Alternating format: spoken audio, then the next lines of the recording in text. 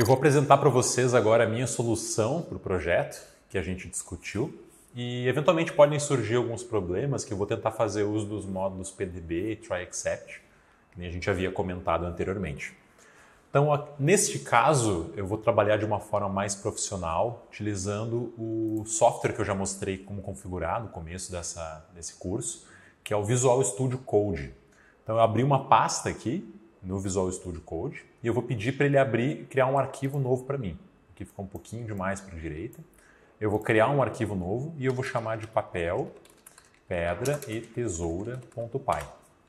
Então, eu iniciei esse arquivo e agora eu vou começar a construir o nosso projeto. Então, o que a gente tem que ter em mente? O usuário ele pode escolher dentre 3 tipos, que é pedra, papel, tesoura. O computador também. O computador faz essa escolha de forma aleatória, vocês podem fazer do jeito que vocês acharem interessante, inclusive se sentirem dúvidas em como fazer, poderiam ter pesquisado na internet algum outro módulo, alguma outra coisa, agora que vocês sabem como procurar módulos. E eu fiz uso aqui do módulo Random. Então vou começar utilizando o import random, que é um módulo que permite que a gente escolha elementos dentro de lista e faça algumas operações utilizando conceitos aleatórios. Tá? E vou utilizar também o OS, que depois vai ficar mais claro algumas funções que eu vou mostrar para vocês por cima aqui, mas não é estritamente necessário. Tá? Primeira coisa que eu vou criar vai ser uma lista que vai conter as 3 jogadas possíveis. Então, papel, pedra e tesoura. E eu vou criar uma variável que vai contar, vai servir para segurar o placar do jogador e o placar do computador. Então, vou colocar aqui player count. Vou começar como 0 e o computer count como sendo 0 também. E a primeira coisa que o jogo faz, ele vai printar, eu vou fazer umas linhazinhas aqui para ficar relativamente visualmente bonito. E eu vou colocar um print, bem-vindo ao jogo papel, pedra e tesoura. Se vocês lembrarem, quando a gente fez a configuração básica do Visual Studio Code, existiam alguns atalhos que a gente podia, ao mesmo tempo que a gente está programando esse arquivo, fazer de conta que o Visual Studio Code também era um Jupyter. E para isso servia aquele terminal iterativo que eu vou começar a utilizar aqui. Então, no meu caso, eu tenho uma configuração aqui que executa todas as células para cima, tudo que estiver acima do meu cursor. Eu vou executar ela, ou vocês poderiam executar todas também. No meu caso, eu configurei para Alt, Shift, Enter, mas vai variar de acordo com a configuração que vocês fizeram no começo desse módulo. Lembrem, caso vocês precisem configurar, vocês vão digitar Command, Shift, P para usuários de Mac, ou Alt, Shift, P, se eu não me engano, que vai abrir essa telinha aqui, se vocês forem usuários de Windows, né? E vocês vão procurar por Open Keyboard Shortcuts. E vão procurar por todos os atalhos de Jupyter. Jupyter Run Code in Interactive Window, que é rodar o código isso aqui é chamado de janela interativa ou Interactive Window. Enfim, qualquer dúvida, voltem naquela aula do primeiro módulo que vocês vão conseguir. Então aqui eu executei tudo e aos poucos eu quero mostrar para vocês a técnica que eu uso para ir testando o meu código ao longo da execução dele. Tem uma técnica muito padrão que em geral programadores mais antigos usam, que é criar o código, abrir um terminal e pedir para o Python executar tudo aquilo. Eu prefiro ir executando as coisas aos poucos. Eu acho mais prático a gente mandar às vezes uma célula por vez aqui, ver se ela funcionou ou não, executar células em específico, porque isso aqui fica mais moldável. Então, o objetivo final desse projeto é a gente sair com o arquivo .py, mas aqui fica bem interessante a gente estar trabalhando dessa forma, que é aos poucos e mandando o código aqui e ver se tem algum problema, para só no final a gente tentar executar o programa como um todo. Então a primeira coisa que eu vou fazer aqui vai ser definir o que eu vou chamar de mainPrint. Vai ser uma função que eu vou estar printando o tempo inteiro, que vai conter placar, vai conter uma série de coisas. Toda vez que a gente ficar executando aquele loop de tu quer jogar de novo? Quero. Aí printa de novo. Então vamos colocar aqui. Vou chamar de def_mainPrint. Coloquei um print aqui de uma linha como um todo. E eu coloquei aqui um _n para que ele dê um intervalo na hora de printar. Então vou executar essas 2 linhas aqui, por exemplo. Reparem que ele colocou essa barrinha e colocou o placar. Essa função aqui ela vai printar o placar Então eu vou copiar para vocês aqui o meu print, não tem nada demais, tá? Não se estressem, é simplesmente print, estou mostrando na tela os resultados. Aqui ele mostra o resultado, o placar do player, mostra do computador e pede, escolha o seu lance. Então essa função faz só isso, só printa valores. A próxima função que eu preciso criar é uma função que escolhe um lance do computador. Então eu vou chamar essa função de selectMove e eu coloquei aqui um return que ele vai retornar, quando eu chamar essa função, ela vai retornar um elemento da lista escolhido de forma aleatória. É isso que essa função faz. Random.choice pega o meu move list, que está aqui em cima, eu acabei errando o nome, e retorna um elemento dessa lista aleatoriamente. E agora a próxima função que a gente precisa construir é uma função que vai receber a jogada do jogador, no caso nós. Então eu vou chamar esse aqui de getPlayerMove. Eu vou começar utilizando um while_true, que ele vai ficar rodando até que o jogador digite algum valor que a gente quer. Que o jogador, a gente quer que ele inpute ou 0, ou 1 ou 2, para pedra, papel ou tesoura. Só que a pessoa pode digitar qualquer número diferente disso, ou pode digitar algum texto. E todas essas coisas não são válidas, eu só quero 0, ou 1 ou 2. Então vou mostrar aqui para vocês uma técnica simples para a gente poder passar por cima desse problema e fazer esse um programa à prova de erros. Vou colocar aqui o while_true e eu vou colocar de uma forma que só é possível sair desse while_true se os códigos digitados forem o que a gente esperou. Então eu vou proteger agora um trecho de código com try e eu vou dizer que o playerMove vai ser igual ao input e depois eu converto isso inteiro. E aí eu vou perguntar se esse valor está dentro da lista que a gente quer. Porque se ele não estiver dentro da lista 0, 1 e 2, eu quero que ele retorne um erro. Eu vou usar uma palavra reservada aqui que eu não mostrei para vocês ainda, que é o raise. Ele vai como que quebrar o programa. Só que como ele tá protegido por um try, tudo isso aqui vai cair dentro de um except que a gente vai criar. Então eu vou colocar except exception as e eu vou printar esse erro. Vou dizer que eu quero que ele veja que erro é esse. Se o valor que o usuário passar não der problema, ou seja, aqui a gente digitar o playerMove, a pessoa digitar um número, uma string, vai dar problema aqui, vai dar um erro. Então vai cair nesse trecho de código aqui, vai printar alguma coisa em tela e vai executar tudo de novo, vai pedir um outro valor. Se a pessoa digitar um número qualquer e o número não for nem 0, nem 1, nem 2, vai dar um outro problema e vai acontecer a mesma coisa. Então, se a pessoa digitar corretamente, ou 0, ou 1, ou 2, aí sim que a nossa função vai dar um return no moveList playerMove. O que quer dizer isso? O usuário ele vai digitar ou 0, ou 1, ou 2. Eu vou usar esse número como o índice para selecionar a string correta das jogadas aqui em cima. Então, se a pessoa digitar 0, é como se eu estivesse pegando essa lista aqui, pegando o elemento dela 0, e retornando papel, ou pedra, ou tesoura. Próxima função que eu preciso construir é uma função que vai definir quem venceu. Então eu vou chamar essa função de selectWinner e ela precisa do pmove, que é a jogada do player, e do computerMove, que é a jogada do computador. E aqui eu vou fazer um teste em função da jogada do player, depois vocês vão perceber que eu vou só copiar e colar esse mesmo teste e adequar ele para ficar com as regrinhas certas.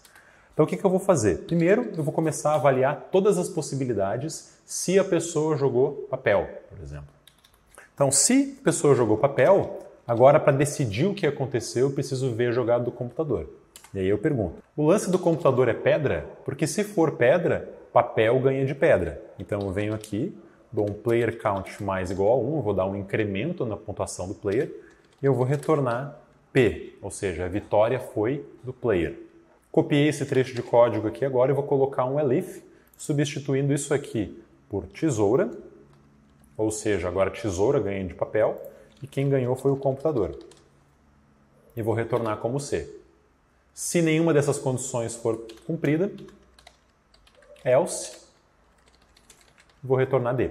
Então é isso, é bem simples, a gente só tem que comparar a jogada do computador com a do player, ver quem ganhou em cada uma das situações e só adequar esse código para que ele funcione adequadamente. Então a estrutura é essa, agora eu copiaria essa célula aqui, só trocaria papel e pedra por papel para ver quem ganhou, para ficar o jogo correto. Nesse caso aqui, eu já tenho isso aqui escrito, vocês podem simplesmente pausar o vídeo e checar com calma depois. Porque é um processo meio repetitivo, não convém a gente ficar fazendo aqui o tempo inteiro. Então, organizei o meu código, dei uma condensadinha e aí está tudo certo agora. Eu estou avaliando todas as possibilidades de papel pedra ou tesouro do jogador e comparando com as jogadas do computador. Um detalhe importante que vocês têm que perceber é, reparem que o player aqui e o computer, ele está com um sublinhadinho dizendo que tem algum tipo de problema no meu código. O que quer dizer isso? Tem um conceito importante em programação que é chamado de escopo de variáveis.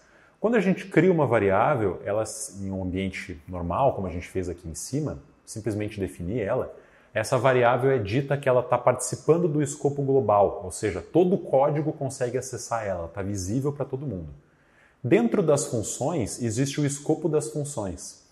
E quando a gente cria uma função, aqui ele está dizendo que a variável playerCount não está definida. Por quê? Porque a gente poderia criar uma outra variável chamada playerCount que só seria visível dentro da função. Ou seja, existiria um playerCount de fora e um playerCount de dentro. Tá? Como a gente não quer isso, eu quero que a minha função manipule a variável global aqui, eu venho aqui e digo, função, eu quero que tu use a variável global e a computer count.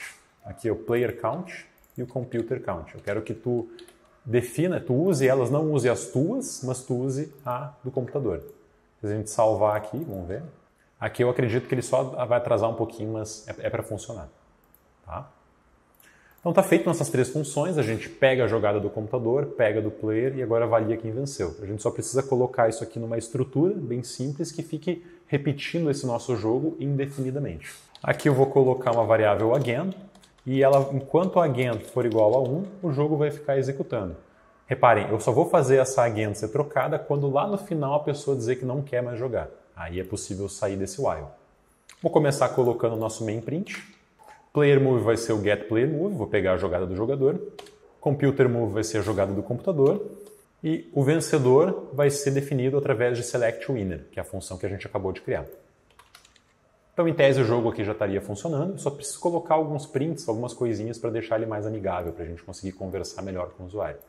Nesse caso, eu coloquei alguns prints aqui, que vai dar uma linha em branco, colocar esses tracinhos e dizer a jogada do computador, a jogada do player e a jogada do computador. E eu pego o winner e coloco você venceu, ou você perdeu, ou empate, em função do resultado de cada um. E eu vou colocar mais uma sequência de iguais aqui, só para ficar visualmente melhor no navegador. Mas até aqui o nosso jogo já está feito. A última coisa que eu preciso fazer agora é definir se a pessoa vai ou não vai querer jogar de novo. E aqui eu vou colocar um outro while true, ou seja, dentro do primeiro while do jogo, eu tenho um segundo que eu quero que ele fique executando enquanto a pessoa não digitar o valor correto, que eu quero que ela digite ou 0 ou 1. E aqui eu vou fazer o seguinte, se a variável next, que é essa que foi salva aqui pela pessoa, quando a pessoa digitou, depois que o programa pediu para ela, quer jogar de novo, se ela for igual a 0, eu vou simplesmente fechar, dar um break nesse while aqui. Se o next for igual a 1, eu quero definir que a variável again, que é a que controla o nosso jogo aqui, vai ser igual a 0. E eu vou dar um break também. Se não for nem 0 nem 1, esse while não acontece nada e ele segue executando até que a pessoa digite adequadamente. E a última coisa que eu vou fazer é pegar a biblioteca que a gente importou, que executa comandos de terminal, e eu vou dar um comando clear, que para o Mac ele limpa a tela, tanto para o Mac quanto para Linux. Caso vocês sejam usuários de Windows, tem que colocar CLS em vez de clear, porque é o comando respectivo no Windows. Então está feito o nosso jogo, tem duas formas de executar ele, três formas na verdade.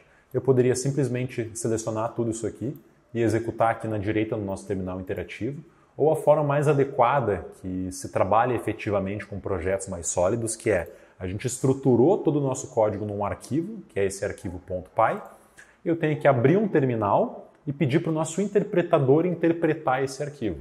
E aí para isso tem outras duas formas. Então a primeira forma foi o interpretador iterativo, agora eu posso pedir para o terminal dentro do Visual Studio Code, através do atalho que eu coloquei aqui, que no meu caso é Command T, mas vocês poderiam simplesmente clicar aqui embaixo. Opa! Clicar, onde é que é? Acho que é arrastar aqui, simplesmente. Então, no Visual Studio Code ele já vai para a pasta adequada. E daqui vocês digitariam Python 3, papel, pé de tesoura.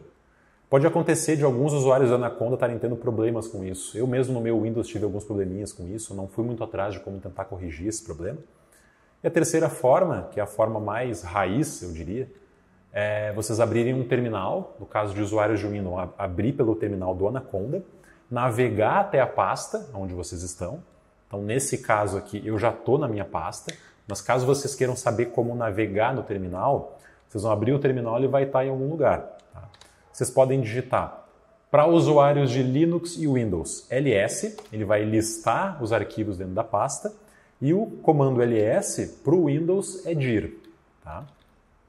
cd, a gente entra em alguma pasta, então se eu digitasse, por exemplo, nesse caso não tem nenhuma pasta para entrar. cd ...